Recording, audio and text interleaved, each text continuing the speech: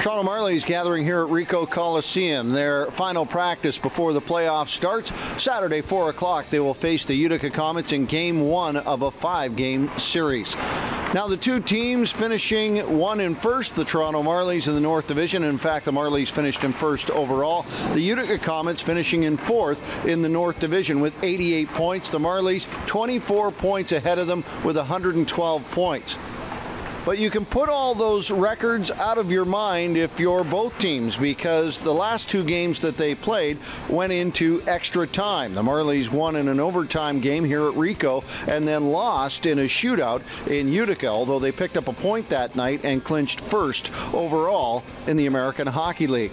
Marlies with a .737 win percentage, the Utica Comets with a .579 win percentage. Here at home, the Marlies are 24-13-1, and on the road, the Utica Comets a solid record of 21-12-4-1. The Marlies 3.34 goals for. That's good enough for third in the American Hockey League. 2.78 for the Utica Comets. That's 19th in the league. The Marlies goals against, the best in the league this year, 2.24. 10th in the league are the Utica Comets with a 2.84 goals against average.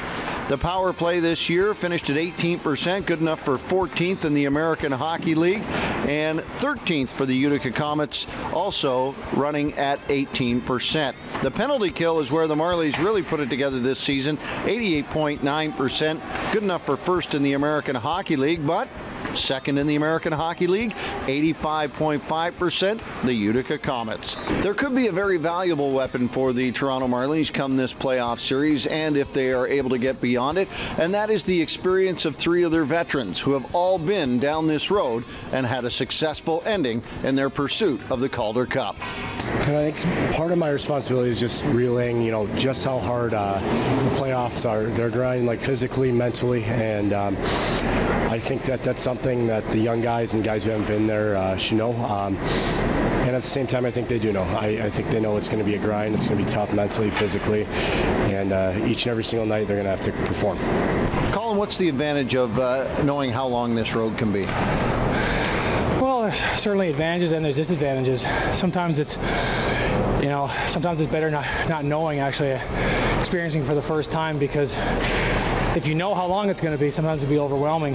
But on the other end of it, I was fortunate enough to be on the winning side of it. So you know what that feeling's like. How